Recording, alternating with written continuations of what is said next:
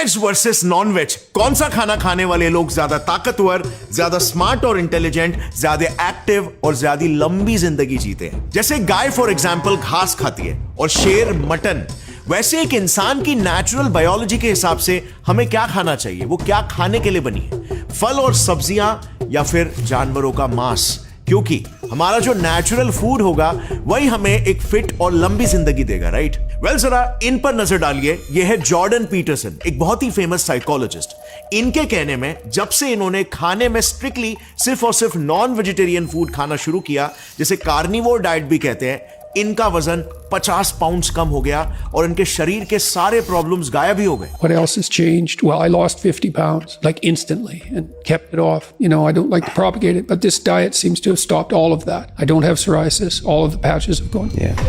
Now that's interesting, right? वो भी एक इंटेलेक्चुअल साइंटिस्ट ऐसा कह रहे हैं। और भी कई सारे लोग हैं जो इसी सेम एक्सपीरियंस का जिक्र करते हैं कि नॉन वेजिटेरियन डाइट ने उनकी लाइफ ही बदल दी। लेकिन दूसरी तरफ ऐसे भी लाखों लोग हैं जो एग्जैक्टली इसका उल्टा बोलते हैं। जैसे फॉर एग्जांपल ये TEDx का टॉक ही देख लीजिए, जिसमें एक एंटरप्रेन्योर ये बता रहे हैं कि जब से वो एक वेजिटेरियन प्लांट बेस्ड डाइट में शिफ्ट हुए ना, उनकी जिंदगी टोटली चेंज हो गई। Over the next 6 months of following a primarily whole food plant-based diet, not only did I continue to experience crazy amounts of energy and mental clarity, but every single health issue I had battled since I was 3 years old went away.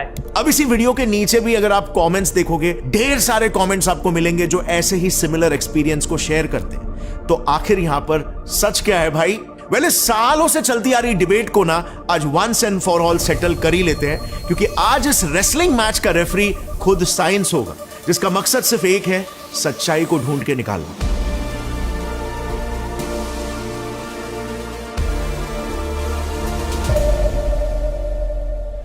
And honestly speaking इसे settle करना ही होगा हमें, क्योंकि आजकल कई लोग social media से half information लेकर अपने फेवरेट इन्फ्लुएंसर्स से इन्फ्लुएंस होकर एक्सट्रीम डाइट्स पर भी जा रहे हैं, जो उनकी जान तक ले रहा है। जैसे फॉर एग्जांपल ये केस ले लो जो लास्ट ईयर हुआ। एक 39 इयर्स के रशियन फूड इन्फ्लुएंसर ज़ाना सैमसोनोवा अचानक से वन फाइन डे चल बसी, और जब पोस्टमार्टम की रिपोर्ट सामने आई तो पता चला she was severely malnutrition. और वजह जानते हो क्या थी? वेजिटेरियन छोड़ो, स्ट्रिक्ट वीगन डाइट। मैडम एक हेल्दी लाइफस्टाइल प्रमोट करने के चक्कर में पिछले कुछ टाइम से एक स्ट्रिक्ट वीगन डाइट को फॉलो कर रही थी, बिना उसके प्रोज एंड कॉन्स को जाने। एटलीस्ट 60% वेजिटेरियंस को already stage 3 vitamin B12 deficiency है, जो उनमें brain dysfunction, depression, memory problems या इवन अल्जाइमर्स जैसे साइकियाट्रिक और न्यूरोलॉजिकल डिसऑर्डर्स डेवलप कर सकते हैं। सो क्या वेजिटेरियन डाइट वाकई में एक फ्लॉड डाइट है? अगर ऐसा है तो ऐसा क्यों है कि जब हम फ्रूट्स खाते हैं तो वो हमें एकदम मीठा टेस्ट होता है, यानी कि बेसिकली टेस्ट के थ्रू हमारा बॉडी हमें ये सिग्नल दे रहा है कि ये खाओ, ये और खाओ, ये आपकी सेहत के लिए अच्छा है। बट कच्चे मीट को ऑन दी अदर हैंड बिना कुक किए हम गले से भी नीचे नहीं उतार सकते।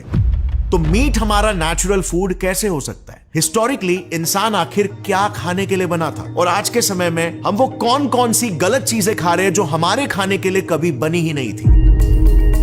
वेल, इन सभी सवालों के जवाब जानने के लिए ना हमें इतिहास में पीछे जाना होगा, उस दौर में जब हमारे सबसे पहले पूर्वज ने इस पृथ्वी पर अपना कदम रखा था। उस समय उनका सबसे पहला खाना आखिर क्या था? तो कहानी कुछ ऐसी है कि आज से करीब 66 मिलियन साल पहले जब पृथ्वी डायनासोर्स के एक्सटिंक्शन से ऑलमोस्ट रिकवर कर चुकी थी, तब चारों ओर काफी घने जंगल हुआ करते थे और हर जगह बस फल ही फल हुआ करता था। अब ऐसे में हुआ कुछ यूं कि उन दिनों एक ऐसा नया जीव विकसित हुआ जिसके हम इंसानों जैसे पंजे हुआ करते थे, मगर दिखने में वो किसी चूहे और स्क्विरल का मिक्स ब्रीड लगता था। यह था दुनिया का first primate, can you believe it? और यही हमारा पहला पूर्वज था, जिसका नाम था परगेटोरियस। ये प्राइमेट जो आज के सारे बंदर, एप्स और ह्यूमंस का फर्स्ट कॉमन एंसेस्टर था, माना जाता है मेजरली सिर्फ फल खाया करता था। अब पता चला हमें फल इतना मीठा क्यों लगता है, क्योंकि फल हमारा सबसे प्राचीन खाना है। और इसीलिए आप ये भी देखोगे कि ज्यादातर मांसाहारी जानवरों के स्वीट टेस्ट के रिसेप्टर्स या तो होते नहीं है या तो वो इनएक्टिव होते हैं। वो फलों की स्वीटनेस को टेस्ट नहीं कर पाते, फील नहीं कर पाते जिस तरीके से हम कर पाते। सिर्फ हम इंसान और बंदर इतने मिलियंस ऑफ ईयर्स के एवोल्यूशन के बाद भी आज भी फलों की स्वीटनेस को एंजॉय कर सकते हैं। ऑल इन ऑल साइंस के हिसाब से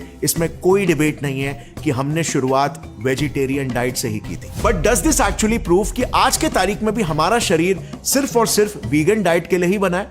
well, not up till now. आज से करीब 15 मिलियन साल पहले पर्गेटोरियस के डिसेंडेंट्स कुछ इस तरह से इवॉल्व होने लगे कि उनका शरीर कुछ और रफ चीजों को भी डाइजेस्ट करने लगा, जिस वजह से अब उनकी वीगन डाइट डाइवर्सिफाई होने लगी और वो फ्रूट्स के अलावा ठोस सीड्स, नट्स, रूट्स और बाक भी खाने लगे। एंड अकॉर्डिंग टू साइंटिस्ट, इसका प्रूफ हम फर्स्ट होमोनिन यानी कि फर्स्ट मॉडर्न ह्यूमंस के सबसे पहले एंसेस्टर सहेलैंथ्रोपस चैंडेंसिस और ऑस्ट्रेलोपिथेकस स्पीशीज में देख सकते हैं, जिनसे बाद में सारे होमो स्पीशीज इवॉल्व हुए। इन दोनों के डेंटल स्ट्रक्चर्स में आप देख सकते हो, इन दोनों के ही कैनाइन्स शायद इसी डाइट से इवॉल्व हुए होंगे, जो कि काफी छोटे हुआ करते थे और दांतों पर मौजूद प्रोटेक्टिव व्हाइट कोटिंग यानी कि एनामल काफी थिक हुआ करता था, जो यूजुअली उन जानवरों में होता है जिनको रेगुलरली कड़क सीड्स और नट्स को चबाना पड़ता है। प्लस साइंटिस्टों को इनके दांतों के सरफेस पर जिस तरह के माइक्रोस्कोपिक पिट्स और स्क्रैचेस मिले हैं, वो भी इसी तरफ इशारा करते हैं कि सीड्स और नट्स उनके डाइट का एक रेगुलर पार्ट हुआ करता था। कहने का मतलब बेसिकली ये है कि जब हमारी प्रजाति सभी बंदर प्रजातियों से अलग हुई, उसके बाद भी मॉडर्न ह्यूमंस के एंसेस्टर्स पूरी तरीके से शाकाहारी ही थे। बट इसी एग्जैक्ट घड़ी में आने वाला था एक मेजर बदलाव। हमारे पूर्वजों ने जब सीड्स और नट्स को खाना शुरू किया, तो इसी डाइट ने हमें मांसाहारी बनाने की तैयारी कर ली। Let me explain you how did we become meat eaters. तो देखो, पहले क्योंकि हमारे पूर्वज फल, फूल और पत्ते खाया करते थे, जिसमें लिपिड्स और प्रोटीन्स कम होते हैं और फाइबर ज्यादा, तो इसीलिए उस वक्त उनमें लिपिड्स और प्रोटीन्स को डाइजेस्ट करने वाला स्मॉल इंटेस्टाइन छोटा हुआ करता था, और की come on the other hand, यानी कि लार्ज इंटेस्टाइन की शुरुआत में जो पाउच जैसा ऑर्गन होता है जिसमें फाइबर डाइजेस्ट करने वाले बैक्टीरिया मौजूद होते हैं, वो बड़ा हुआ करता था। लेकिन फिर जैसे ही हमारे पूर्वज सीड्स और नट्स खाने लगे जिसमें फाइबर्स कम और लिपिड्स और प्रोटीन ज्यादा होते हैं, तो इवेंचुअली ऐसी चीजों को पचाने के लिए उनका स्मॉल इंटेस्टाइन लंबा होते चला गया और इंस्टेड की कम श्रिंक हो गया। यानी कि सीड्स और नट्स पचाने के साथ साथ बॉडी में मॉर्फोलॉजिकल, स्ट्रक्चरल बदलाव होना शुरू हो गए थे और ultimately they had a perfect gut, जो वेजिटेरियन खाने के साथ साथ कुछ हद तक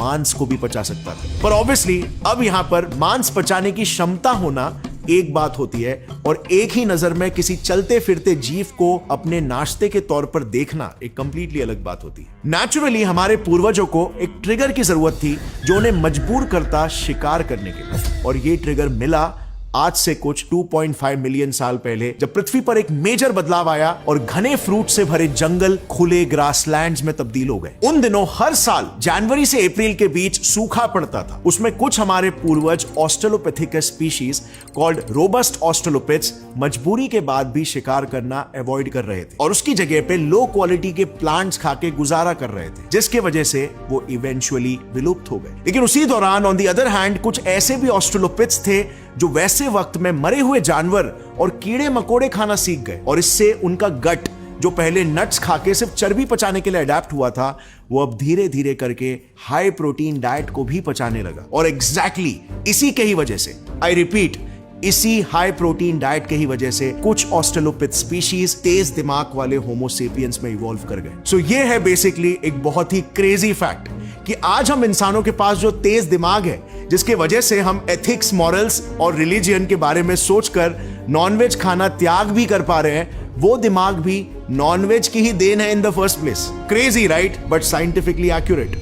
इनफैक्ट कई एक्सपर्ट्स कहते हैं कि हमने ब्लेड्स जैसे धारदार स्टोन टूल्स बनाना इसी वक्त सीखा था जब हमारा दिमाग तेजी से ग्रो हो रहा था। उस समय क्योंकि हमारे पास लंबे कैनाइन्स नहीं हुआ करते थे हड्डियों से कच्चे मांस को चीर के अलग करने के लिए, इसीलिए हमने पत्थरों में धार करके उन्हें नाइफ की तरह इस्तेमाल करना शुरू कर दिया और मांस खाने लगे। अब ऐसे में आपके दिमाग में नेचुरली एक सवाल आएगा कि तो फिर हम कंप्लीटली मांसाहारी जानवर क्यों नहीं बन गए, जैसे लायन या tiger?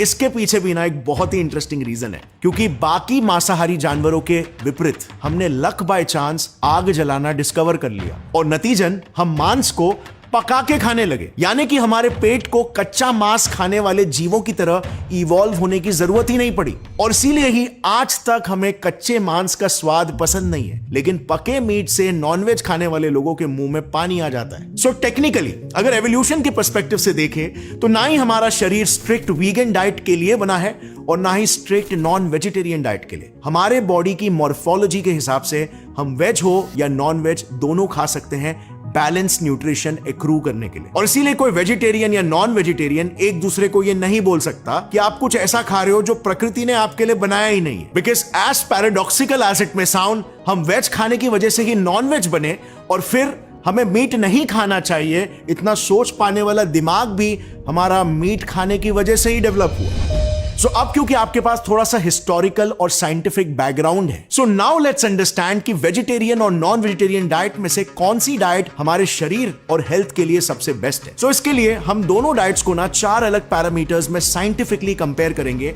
To decide the ultimate winner. Cool, then let's start. First parameter है स्ट्रेंथ। क्या लगता है आपको, वेज इंसान ज्यादा ताकतवर होगा या एक नॉन वेजिटेरियन इंसान? देखो इस केस में ना 19th सेंचुरी के एक जर्मन बॉडी बिल्डर है यूजीन सैंडो करके, काफी फेमस है, आपने सुना भी होगा इनके बारे में।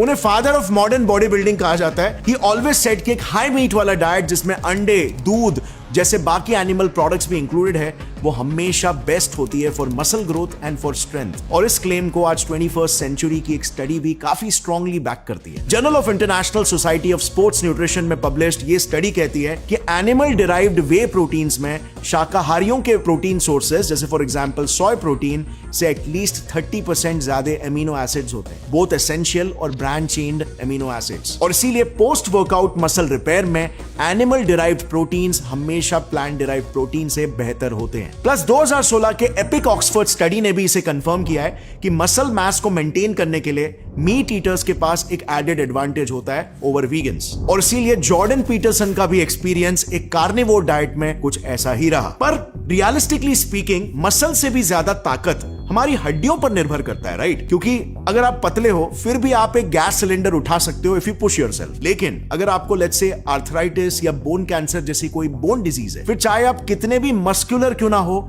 फिर भी एक सिंपल से सूटकेस को भी आप नहीं उठा पाओगे। सो बोन्स के स्ट्रेंथ के लिए आखिर कौन सी डाइट बेहतर है? वेल, लैंसेट जैसे रेप्यूटेड जर्नल्स में ऐसे बहुत सारे केसेस रिपोर्टेड है जिसमें लोगों को कैल्शियम डेफिशिएंसी की वजह से सिवियर ऑस्टियोपोरोसिस हो गए, यानी कि हड्डियां खोखली होने लग गई, जिससे उनमें फ्रैक्चर्स का रिस्क 30% से बढ़ गया। जानना चाहोगे वो किस टाइप की डाइट ले रहे थे? वेल, वो सारे के सारे वीगन्स थे, क्योंकि वीगन खाना खाने से उनके शरीर को रोज सिर्फ 500 से 700 मिलीग्राम कैल्शियम मिल रहा था, which is literally half of what your body needs on a daily basis. But यहां पर ना मेरी रिसर्च में एक बहुत ही इंटरेस्टिंग केस सामने आया आज से करीब 2000 साल पहले का। सो जो रोमन ग्लैडिएटर्स होते थे ना, उनको हमेशा एक वेल प्लान्ड वेजिटेरियन डाइट पर रखा जाता था और ये सभी वॉरियर्स यानी कि तगड़े योद्धा हुआ करते थे। सो वो अपने आप को स्ट्रॉन्ग कैसे रख पाते थे? वेल, इट टर्न्स आउट कि कैल्शियम की कमी पूरा करने के लिए उनके डाइट में थोड़ा सा ऐश यानी कि राख ऐड किया जाता था, और प्रोटीन्स की कमी को पूरा करने के लिए उन्हें बार्ली, बीन्स, ड्राई फ्रूट्स ऐसे मल्टीपल प्रोटीन सोर्सेस खिलाए जाते थे, ताकि एक सोर्स में जो एमिनो एसिड्स की कमी है वो दूसरे सोर्स से पूरी हो सके। यानी कि बेसिकली कंक्लूजन ये है कि स्ट्रेंथ के केस में non vegetarian diet is slightly better than veg diet, क्योंकि कंप्लीट सोर्स ऑफ न्यूट्रिशन मिल जाता है। लेकिन अगर आप एक वेजिटेरियन हो और थोड़ी प्लानिंग से multiple plant based protein sources consume करते हो जिसमें कैल्शियम की मात्रा भी ज्यादा है, तो आप फिर भी गुड टू गो रहोगे। बट इंपॉर्टेंट ये है कि ये अवेयरनेस हर वीगन या वेजिटेरियन में होनी चाहिए और अपने डाइट को उस हिसाब से आपको एक्टिवली क्राफ्ट करना होगा। वीगन डाइट को चांस के भरोसे छोड़ना यहां पर अपने हेल्थ को चांस के भरोसे छोड़ने जैसा हो। अब बात करते हैं सेकंड पैरामीटर की, जो है परफॉर्मेंस, जिसमें आता है एंड्योरेंस और स्टैमिना। अब इसमें आपको क्या लगता है कौन जीतेगा? चलो देखते हैं। सो एक अमेरिकन अल्ट्रा मैराथनर है स्कॉट जुरेक करके। इन्होंने 161 किलोमीटर का वेस्टर्न स्टेट्स एंड्योरेंस रन और 217 किलोमीटर का bad water ultra marathon run दोनों जीता है। उन्होंने अपनी एक बुक ईट एंड रन में यह कहा कि उन्होंने ये सारे अल्ट्रा मैराथन्स एक प्लांट बेस्ड डाइट की वजह से जीते। सिमिलरली मेक्सिको के जो टारा ह्यूमारा लोग होते हैं, जिनको स्पेसिफिकली उनकी लॉन्ग डिस्टेंस रनिंग एबिलिटीज के लिए दुनिया भर में जाना जाता है, वो भी ज्यादातर डाइट में कॉर्न, बीन्स, स्क्वैश और चिया सीड्स जैसे फूड्स खाते हैं। अब आखिर ऐसा क्यों? वेजिटेरियन डाइट का स्टैमिना और एंड्योरेंस से क्या रिलेशन है और नॉन वेजिटेरियन डाइट में क्या डिसएडवांटेज है? तो मेनली इसके दो रीजंस हैं। एक है डिहाइड्रेशन और दूसरा है एनर्जी यूटिलाइजेशन। डिहाइड्रेशन इसीलिए बिकॉज शरीर में जब प्रोटीन्स मेटाबोलाइज होते हैं तो उससे यूरिया बनता है एज अ बाय प्रोडक्ट, और यूरिया को एज यू नो एक्सक्रीट कराने में बहुत ज्यादा पानी लगता है। अब non veg diet being a high protein diet, वो शरीर का बहुत सारा पानी वेस्ट कर देता है और इसीलिए जल्दी डिहाइड्रेट होने की वजह से लोग एंड्योरेंस एक्टिविटीज में ज्यादा देर तक टिक नहीं पाते। एक और एक इंटरेस्टिंग फैक्ट यहां पर यह है कि vegetarian diet high carbohydrate diet होता है और 1 ग्राम कार्बोहाइड्रेट 3 ग्राम वाटर को बॉडी में रिटेन करता है, तो आपको एक्स्ट्रा हाइड्रेशन प्रोवाइड करता है, जो कि आपको लॉन्ग डिस्टेंस रन में काम में आता है। अब बात करते हैं दूसरे रीजन की, जो है एनर्जी एफिशिएंसी की। अगर मैं स्टैमिना की बात करता हूं तो आपके दिमाग में कौन सा जानवर आता है? आपके दिमाग के घोड़े दौड़ने लगते हैं, राइट? मेरा मतलब है आपके दिमाग में घोड़ा आता है। बात यह है ना कि मोस्टली सभी कार्निवोर्स में भी छोटे स्प्रिंट्स में फास्ट जरूर भाग लेंगे जैसे चीता, मगर वो लंबी दूरी तक सस्टेन नहीं कर पाते। एक मेजर रीजन इसके पीछे ये है कि कार्निवोर्स मोस्टली कार्बोहाइड्रेट्स को नहीं बल्कि फैट्स को एनर्जी सोर्स की तरह यूज करते हैं, जो बहुत स्लोली एनर्जी में कन्वर्ट होता है। And on the other hand vegetarian diet carbohydrates जैसे ग्लूकोज और फ्रुक्टोज से लोडेड होते हैं, जो बॉडी को सस्टेन्ड और इजीली अवेलेबल एनर्जी प्रोवाइड करता है ब्लड ग्लूकोज और लिवर ग्लाइकोजन के फॉर्म में, जो वेजिटेरियंस को एडवांटेज देता है over non vegetarians. Non veg food में कार्बोहाइड्रेट्स नहीं बल्कि फैट्स और प्रोटीन ज्यादा मात्रा में होता है, जो बॉडी रेडीली इस्तेमाल नहीं कर सकता एनर्जी के लिए। और इसीलिए एनिमल वर्ल्ड में अगर आप देखोगे ना तो आपको एक इंटरेस्टिंग कहानी दिखेगी। कार्निवोर्स ने मसल पावर के लिए एनर्जी का ट्रेड ऑफ किया। ऑल इन ऑल एंड्योरेंस के केस में vegetarian diet is always better than non vegetarian diet. अब बात करते हैं थर्ड पैरामीटर की, जो है कॉग्निटिव फंक्शंस यानी कि ब्रेन पावर की। अब देखो, हमने एवोल्यूशन वाले पार्ट में ये ऑलरेडी डिस्कस कर लिया है कि हमारे दिमाग का विकास हो ही पाया जस्ट बिकॉज हमने मांस खाना शुरू किया। हमें मांस खाने से ज्यादा प्रोटीन्स और न्यूट्रिशन डेंस कैलोरीज मिलने लगे, जिसने हमारे ब्रेन डेवलपमेंट में एड किया और हम होमो सेपियंस में इवॉल्व हो पाए। ऑल्सो हमने ये भी जाना कि एक vegan diet stage 3 vitamin B12 deficiency cause करती है, लेकिन शायद आपको इसका अंदाजा नहीं होगा कि डेफिशिएंसी के कितने सीरियस इफेक्ट्स हो सकते हैं। आपको याद होगा हमने अपने इस वाले लास्ट वीडियो में कहा था कि एक डीएनए मीथाइलेशन करके प्रोसेस होता है, जो आपके जीन एक्सप्रेशंस यानी कि जीन्स बॉडी को जो सिग्नल्स देते हैं उन्हें ऑन या ऑफ करता है। वेल गेस व्हाट, ये विटामिन B12 जो हम खाते हैं वो इसी डीएनए मीथाइलेशन प्रोसेस में सबसे अहम किरदार होता है। एंड सिंस क्योंकि हमारे ब्रेन को बहुत सारे हार्मोन्स और न्यूरोट्रांसमीटर्स रिलीज करने पड़ते हैं, जिसके लिए कई सारे जीन्स के एक्सप्रेशंस को रेगुलेट करना पड़ता है, तो इसीलिए विटामिन B12 डेफिशिएंसी का सीधा सीधा मतलब होता है ब्रेन हार्मोन्स और न्यूरोट्रांसमीटर्स के फंक्शन के साथ कॉम्प्रोमाइज। और यही वजह है कि मैंने शुरू में कहा था विटामिन B12 डेफिशिएंसी से साइकियाट्रिक और न्यूरोलॉजिकल डिसऑर्डर्स लिंक्ड है। अब यस, इस कमी को पूरा करने के लिए वेजिटेरियंस और वीगन्स विटामिन B12 सप्लीमेंट्स ले सकते हैं, काफी सस्ते भी आते हैं। बट कम ऑन, यहां पर हम एक फेयर कंपटीशन की बात कर रहे हैं, सो हम आर्टिफिशियल सप्लीमेंट्स को कंसिडर नहीं करेंगे और इसीलिए कॉग्निटिव फंक्शंस वाला पॉइंट जाता है नॉन वेजिटेरियन डाइट को। सो अब तक दोनों भी डाइट्स को 2 पॉइंट्स ईच मिल चुके हैं and we have a tie now, so we strongly need a tie breaker. So बढ़ते हैं final and the most important parameter की तरफ, the fourth parameter, diseases and longevity, यानी कि ज्यादा लंबी उम्र कौन जिएगा। अब इस पर्टिकुलर पैरामीटर में ना गेम थोड़ा सा ट्रिकी है, जज करना थोड़ा मुश्किल है, क्योंकि अगर हम बात करें ऑल कॉज मोर्टेलिटी का, यानी कि स्पेसिफिकली वेज या नॉन वेज खाने की वजह से नेचुरल लाइफ स्पैन कम होती है या ज्यादा होती है, तो इसमें ऐसे कोई स्ट्रॉन्ग कोरिलेशंस नहीं मिले। इस पॉइंट पे कह सकते हैं कि दोनों भी डाइट्स कंज्यूम करने वाले लोग इक्वल ही जीते हैं। मगर अगर हम बात करें मोर्टेलिटी बिकॉज ऑफ डिजीजेस, यानी कि हार्ट डिजीजेस या कैंसर, तो यहां पर कहानी थोड़ी सी बदल जाती है। एक स्टडी के अनुसार वेजिटेरियंस में हार्ट डिजीज से मौत 24% कम देखी गई है नॉन वेजिटेरियंस के मुकाबले। लेकिन इसमें भी एक छोटा सा ट्विस्ट आ जाता है, ये heart diseases mostly red meat से कोरिलेटेड है, क्योंकि फॉर एग्जांपल इन्हीं स्टडीज में ही ऐसे भी लोग पाए गए हैं जो सिर्फ फिश खाते थे, नॉट अदर मीट, उनमें हार्ट डिजीजेस से मरने वाले लोग वेजिटेरियन से भी 10% कम है। So total 34% less than other meet eaters. So at least heart diseases के केस में इन जनरल को एक स्पेसिफिक कैटेगरी ऑफ डाइट घातक है ऐसा नहीं कह सकते, आपको बस ऑप्शंस को स्मार्टली चूज करना होगा।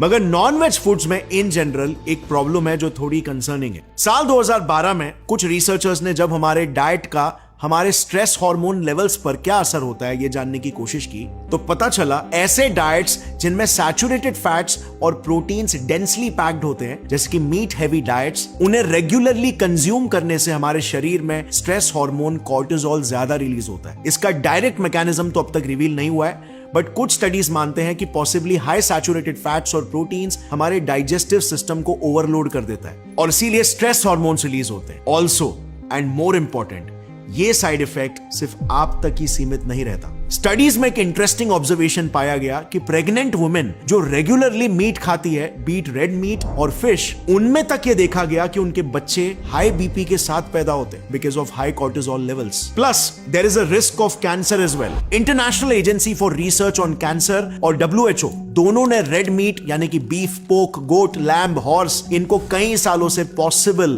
कार्सिनोजेंस की लिस्ट में शामिल करके रखा हुआ है, क्योंकि ऐसे 500 से भी ज्यादा स्टडीज मिले हैं जो बताते हैं कि रेड मीट अनेकों तरह के कैंसर्स को कॉज कर सकता है, स्पेशली कोलोरेक्टल कैंसर जिसमें ब्लडी स्टूल्स निकलते हैं। रिसर्चर्स ये भी बताते हैं कि पर 100 ग्राम्स ऑफ रेड मीट आपकी लाइफ में कैंसर का रिस्क 17% से बढ़ा देता है। ये इसीलिए होता है क्योंकि जब हम रेड मीट को कुक करते हैं तो उसमें नेचुरली जो high amounts of nitrate compounds होते हैं वो हीट से एन नाइट्रोजो कंपाउंड्स NOCs में कन्वर्ट हो जाते हैं जो कि कार्सिनोजेनिक होते हैं। ये NOCs बेसिकली जब बनते हैं तो हमारे पेट के इनर लाइनिंग के सेल्स को डैमेज करते हैं जो कि कोलोरेक्टल कैंसर कॉज कर सकता है over a long period of time. So अगर एक लंबी उम्र जीना आपका मेन गोल है तो एक majorly vegetarian diet, plant based diet, provided कि आपको सारा न्यूट्रिशन मिल रहा है, कंज्यूम करना आपका बेस्ट ऑप्शन होगा।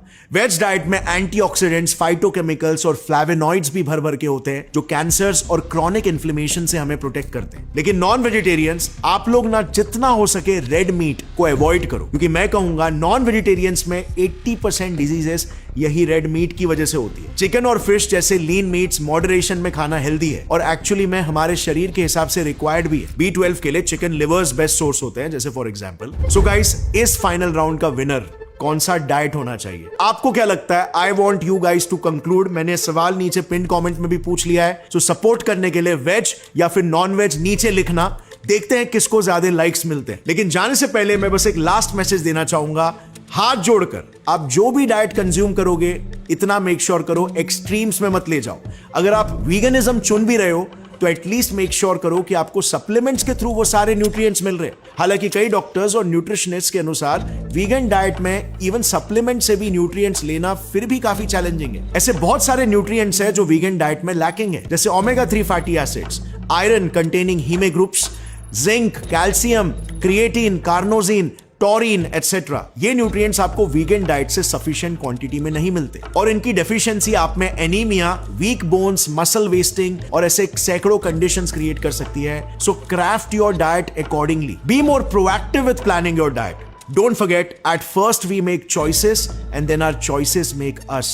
And this holds most true with what we eat. So friends, अगर इस वीडियो से आपको कुछ भी नया सीखने मिला तो जितना हो सके इस वीडियो को अपने फ्रेंड्स और फैमिली मेंबर्स के साथ शेयर करो। Let's spread scientific education of our diet and nutrition. और इंडिया में हमें मिलकर एक साइंटिफिक टेम्परामेंट तो डेवलप करना ही है जो हम सब मिलकर ही कर पाए। So thanks for watching. See you another time. तब तक के लिए stay fit and take care. जय हिंद।